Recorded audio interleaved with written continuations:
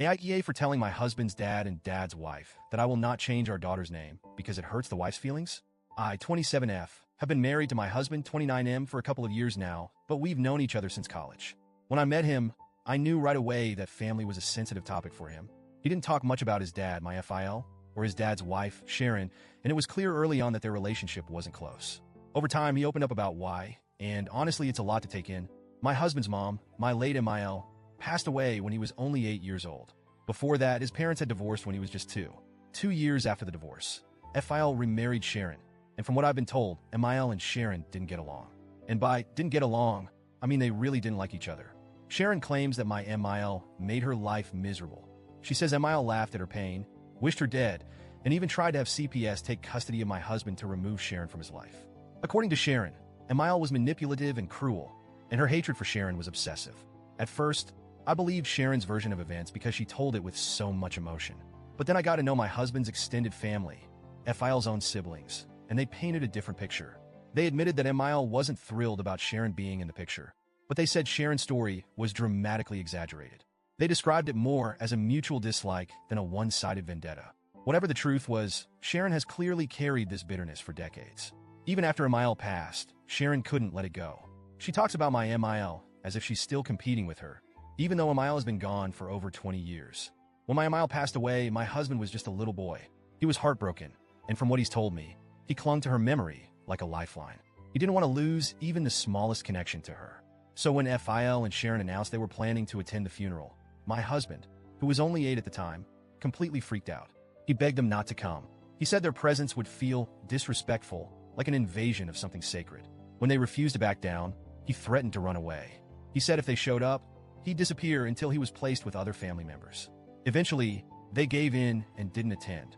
FIL and Sharon have since claimed that my husband hates them for staying away, but he's told me the exact opposite. To this day, he says that keeping them from the funeral was one of the few times he felt like he had any control over his grief. He doesn't regret it at all. By the time I met my husband, his relationship with FIL and Sharon was practically non-existent. He kept them at arm's length, and it was clear that this was a choice he'd made for his own peace of mind. Sharon, however, has never accepted this distance. She insists on calling my husband her son, even though he's never called her anything but Sharon. She even introduced herself to me as his mom when we first met, and she looked genuinely shocked when I corrected her. I told her I already knew she wasn't his mom, thanks to my husband, and she seemed almost offended that I wasn't buying her version of history. For context, my husband is much closer to his extended family, his aunts, uncles, and cousins, than he is to FIL and Sharon.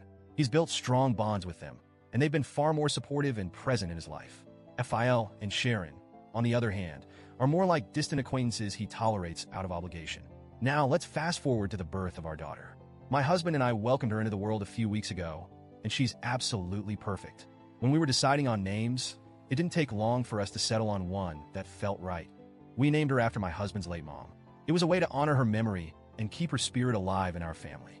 My husband was deeply moved by the idea, and I could tell it meant the world to him. We announced her birth and her name on social media, and that's how FIL and Sharon found out. My husband didn't tell them directly because, well, they're not exactly involved in our lives. But as soon as they saw the name, they completely lost it. They tried calling and texting my husband, but he ignored them. He doesn't see the point in engaging with their drama. So instead, they decided to ambush me.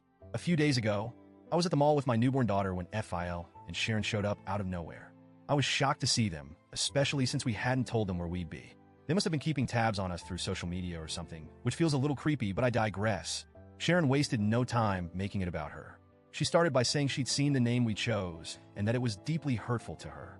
She said naming our daughter after MIL was like reopening old wounds and accused us of using our baby to deliberately hurt her feelings.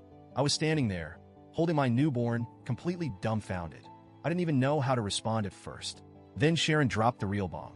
She demanded that we change our daughter's name.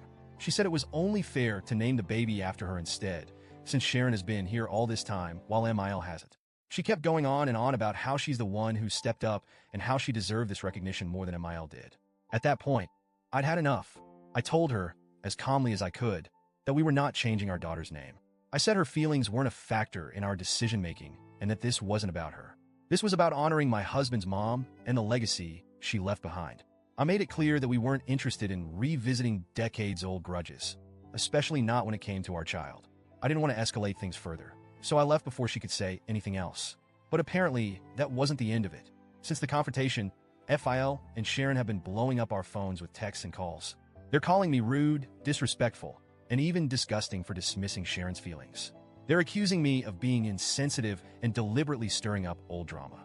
FIL has even chimed in, saying that I've disrespected the woman who stepped up to be a mother figure when MIL wasn't there.